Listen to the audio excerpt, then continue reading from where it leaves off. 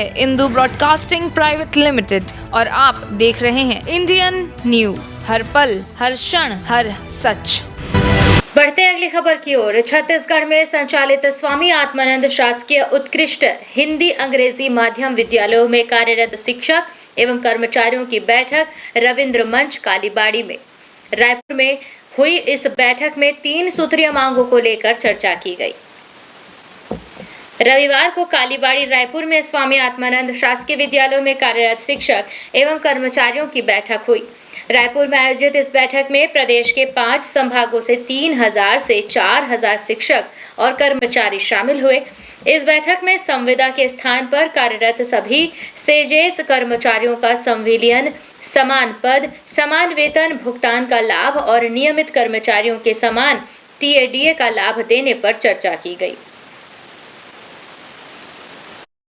इस संगठन को और आगे बढ़ा सके, जिसमें हम चाहते हैं कि हमारा जो संविदा में हमारी जो लिस्ट में नेम है वो हमें नियमितीकरण की तरफ ले जाया जाए और साथ ही साथ हमारी जो आत्मानंद की जो फैमिली यहाँ पे एकत्रित हुए हैं, जैसे कि फीमेल स्टाफ, उनको जैसे कि मैटरनिटी लीव नहीं दी जा रही है और साथ ही साथ सीएल की जो प्राथमिकता है वो पहले बहुत ज़्यादा कम थी, जो हमें अभी 30 सीएल में इंक्लूड करके दिया जा रहा है। पर कुछ सेजेस में ये है कि वहाँ पे सिर्फ 18 सीएल को लागू किया गया है, तो हर सेजेस में इक्वल 30 सीएल को लागू करवाया जाए और साथ ही साथ वुमेन्स को बहुत सारे फील्ड में जो बेनिफिट मिलना चाहिए, जैसे मेडिकल के लिए हमारे पास लीव नहीं है तो वो लीव भी हमें मिलनी चाहिए एज अ वुमेन्स को, जो मैं चाहती हूँ कि हर स्टेजेस में वुमेन्स को मिलनी चाहिए।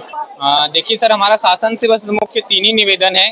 पहला कि हमें शिक्षा विभाग में संविलियन किया जाए, संविदा जो टैग हमारे पर लगा है वो हटाया जाए और हमें शिक्षा विभाग में संविलियन किया जाए। दूसरा बिंदु है सर हमारा जो वेतन की काल अवधि है या वेतन में जो विसंगति आ रही है उसमें थोड़ा सुधार हो। जैसे कभी कभी हम देखने में आ रहा है कि वेतन 10 दिन बाद आ रहा है, कभी 1 महीना बाद आ रहा है, कभी 3-3 महीने बाद आ रहे हैं।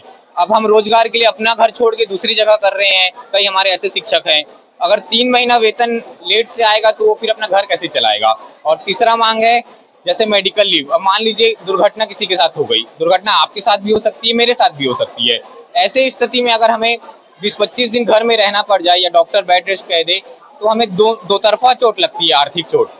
हमें तनख्वाह भी नहीं मिलता और हमारी जेब से हॉस्पिटल में जो खर्चे होते हैं, तो इसमें थोड़ा सा शासन कुछ पहल करे। अगर डिमांड आप लोग पूरी नहीं हो रही है अभी तो क्या कुछ करेंगे आगे? हम फिर निवेदन करेंगे शासन से, हम बार आएंगे शासन से निवेदन करने। न्यू वीडियोस की अपडेट पाने के लिए सब्सक्राइब करें इंडियन न्यूज को और बेल आइकन को दबाएं।